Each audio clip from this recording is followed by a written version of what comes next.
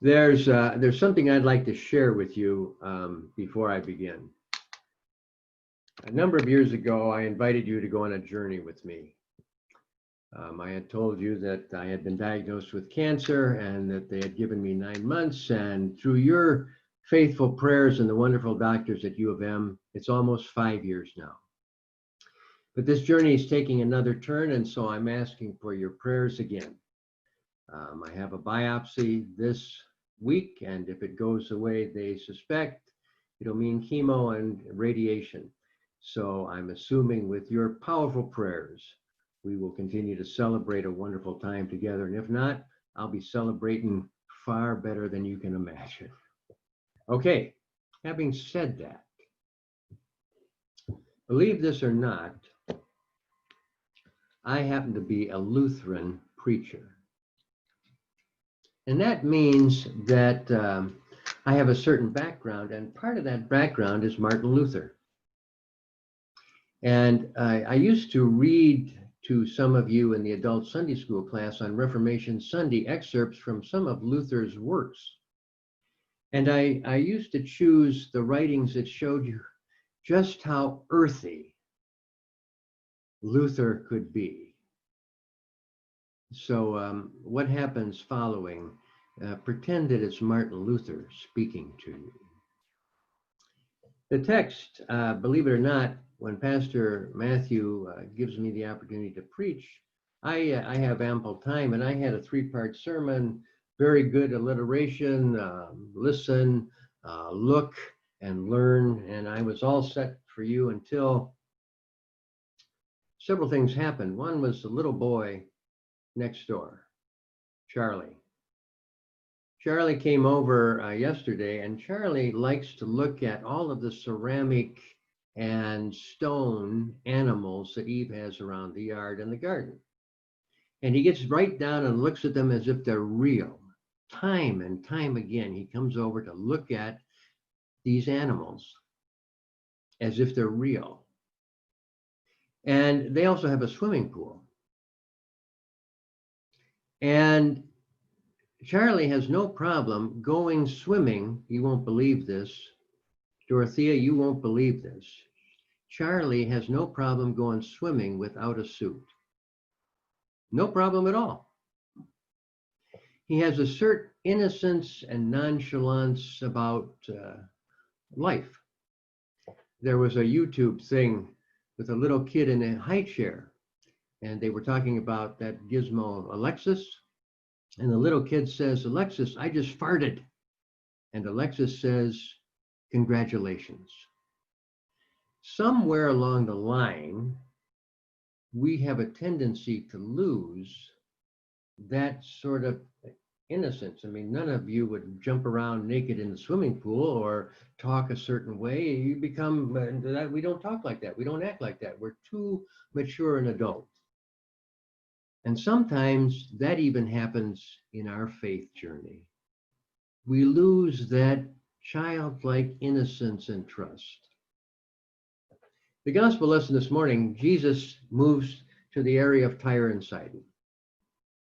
Okay, Tyre and Sidon. He has left Galilee.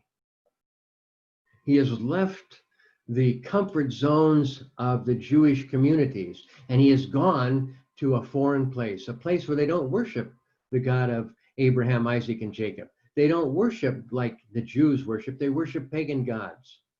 He goes to a strange place. This would be like Scott going down to Columbus with his U of M shirt on and walking around Buckeye Stadium and surprised that Buckeyes come up to him and shout at him. Here comes a Canaanite woman, and she comes up and shouts at Jesus, "Lord, Son of David, help me." Now, Jesus didn't go into the region of Tyre and Sidon alone. He went with his disciples. It says his disciples. These are the same guys. This is the 15th chapter of Matthew. So you've been journeying from chapter 1 through 15 chapters, and you know that these are the guys that he called. These are the ones who were with him when he said, "Don't stop the little children. You're trying to stop the little ones from coming. Don't stop them." These are the ones who were with him when he fed the 5,000, when they said, no, we got to take care of ourselves. We got to look out for our own needs. We got to be concerned about us before we can take care of anybody else. And he said, no, no, no, we take care of others. These are the guys who were with him on the sea. And we just read this a week ago. And he walks to them on the water, and Peter says, can I come? And he says, get out of the boat. And Peter jumps out of the boat and starts to sink. And what does Jesus say? O ye of little faith. These are the 12 guys that have seen Jesus over and over and over, and as you for 15 chapters. And here comes this woman, and the disciples say to her, send her away. She's bothering us. Now, first of all, she's not a Jew. She's a Canaanite. So the assumption is she worships pagan gods. Second thing is, she's a woman.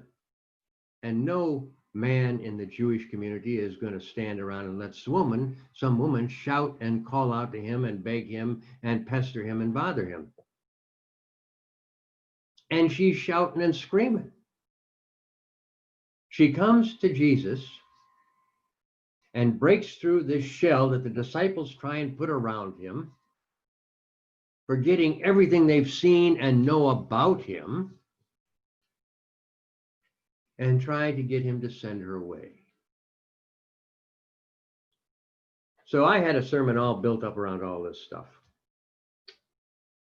But then I thought about Charlie, and I thought what we really have here is bare naked faith. It's bare naked. It's right there. Here comes this woman, all trappings stripped away. All of her, for us, it could be all of our religiosity, all of our goodness, all of our years in Sunday school, all of our faithful reading of scriptures, of Bible study, all of our devotion, all of our pietistic following of ritual. We come to Jesus. This woman comes with none of that. And she says, help me. Have mercy on me. And Jesus is quiet. Is she sincere? What is this really about? And so he doesn't say anything. And she continues her plea, her awareness that she needs Jesus. All the other things, whether it's popular stuff that she's tried, whether it's what's current and what's trendy, whether it's some new philosophical idea, some new psychological things, whatever, she's tried it all and nothing's working. She comes to Jesus. And he turns and he says, you know, I came for the lost, for the house of Israel. And it's not right to throw the food from the children of Israel to the dogs. Now, if we were reading in Hebrew, there are a couple of words for dogs. One is the kind of dogs I saw when Eve and I were in Cozumel, and those are the street dogs, the pack dogs, the dogs that if you had a hot dog and put your hand down, they might rip your arm off to get it. The dogs that are kind of wild. Most times the Hebrew word for dog are those kinds. Neo Koivu was over in Chicago visiting his grandchildren. And they're little and they're walking around the house with cookies and goodies, and they drop them on the floor, and they got two dogs, and the dogs right on the food. And Neil's daughter says, that's what we have dogs for. And those kind of house dogs are the words that Jesus is using here. It's the family dog. There's a commercial, you've seen it. It's for paper towels. The family's eating with chopsticks, and the little boy drops a dumpling, and it scoots across the table, and everybody goes, no! And the dog is down at the bottom and goes, yes, and it falls right in his mouth. Those are the dogs that Jesus is talking about. And the woman says to him, you know, even those dogs get scraps from their master's table. Now, you think for a minute, the guys that went with him into Tyre and Sidon, They named churches after those folks. St. Matthew, St. Peter, St. Andrew. You can go through the whole list. Seal, in your Catholic background, did you ever hear of a church called the Church of the Faithful Dog? Probably not. Jesus turns from his faithful followers, these men who will build the church, and he turns to this woman with her bare naked faith, trusting in Jesus and Jesus alone. And he says to her, now he's just said to Peter when he was sinking in the water, "O ye of little faith." And he says to this woman, "Great is your faith." Jesus says to her, in essence, "You're a dog. I'm not going to throw food to you." And she says, "Okay, I acknowledge that. I have come to you in worship. I've called you Lord, Son of David. I came to you. I knelt before you. I have tried to be, as I'm sure you remember the stories Jesus told about being persistent in prayer. I've tried to call out to you and call out to you, and you've called me a dog. I accept that. I accept the fact that I am totally a sinner, worthless.